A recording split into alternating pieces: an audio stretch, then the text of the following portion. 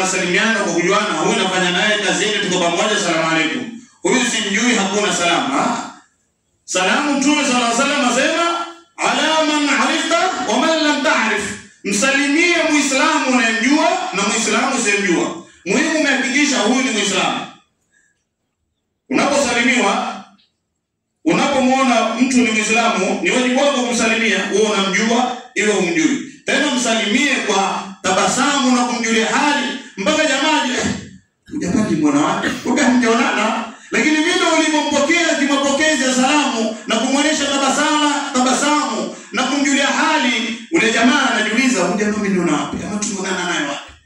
Tafika pahali ukiondoka atajiuliza huyu jamaa ni mwana wapi na asipate answer.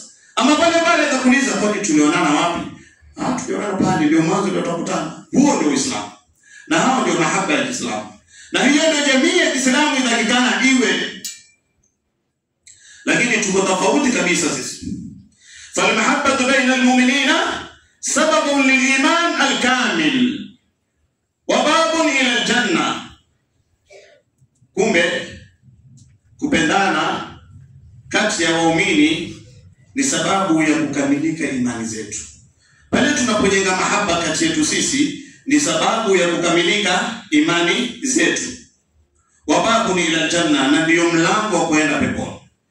Kwa hivyo ina maana kama hatupendani sisi kwa sisi, mlango wa pepo umefungwa. Ili mlango wa pepo wazi ni tujenge mahaba kati yetu sisi.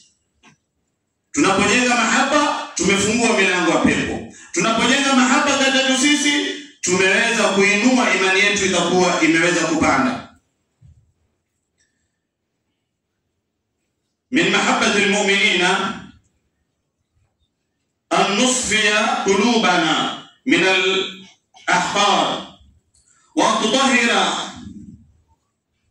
min ar-riya'i wal-kibri. Mahaba kati ya waumini ni kusafisha nyoyo zetu.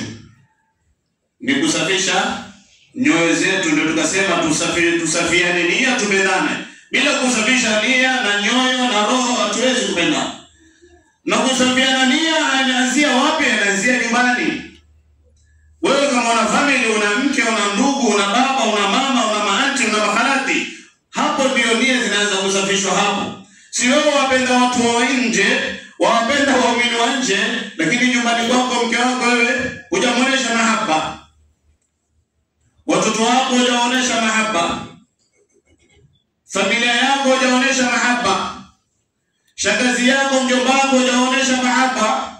Hujawasafia nia, bado una chuki na wao. Utajua wewe tena chuki na wajomba zako na mami zako na mati zako unawachukia kwa nini wewe ndio unajua. Lakini huwapendi. Kuna kitu hapo kati ya roho yako. Kwa hivyo roho yako ina dukuduku.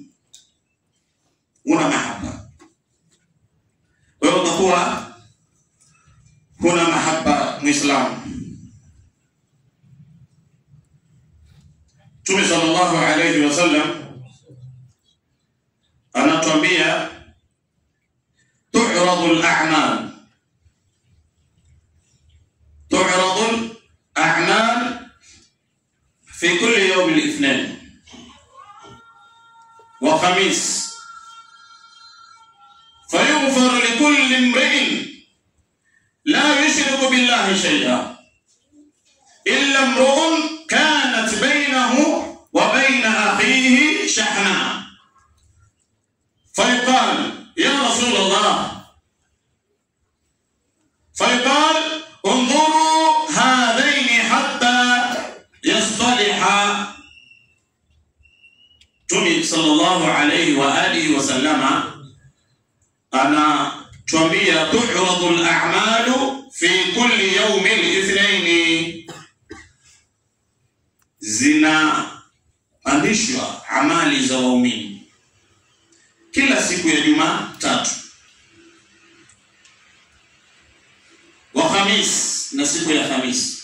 Kwa hivyo Alhamisi na Jumatatu ni siku ya amali za waja kupandishwa kupelekwa mbinguni kwa Allah subhanahu wa ta'ala. فيغفر لكل امرئ لا يشرك بالله شيئا.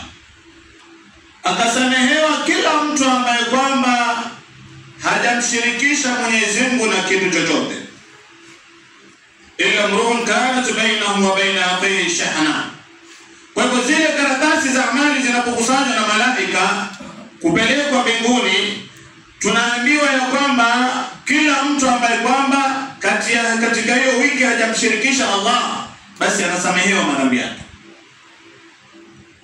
Kila mtu ambaye kwamba hujafanya madhambi ya shirki, ni madhambi mengine madogo madogo, basi unasamehewa. Isipokuwa mtu mmoja ama watu wawili. Watu gani? Isipokuwa mtu ambaye kwamba ndani ya roho yake ana chuki. Isipokuwa watu wawili ambaye kwamba ndani ya roho zao wamechukiana, basi zile faili zao zarudishwa. Malaika wanaambiwa zirudisheni hizo mpaka siku ile watakuja kupatana. Unafikirisha, kumbe amali yako haiendi hata kwa Allah subhanahu wa ta'ala. Umeswali, umefunga, umefanya, utatoa, lakini amali yako haikwenda mbinguni. Kwa sababu gani? Kwa sababu wewe una ugomvi na Muislamu wenzako. Kwa hivyo Allah subhanahu wa ta'ala hizo faili zako pia hazitaki. Anawaambia malaika rudi nazo hizo mpaka siku ile watafanya sulhu, watapatana, wataelewana, ndio mtaleta hizo makaratasi zao.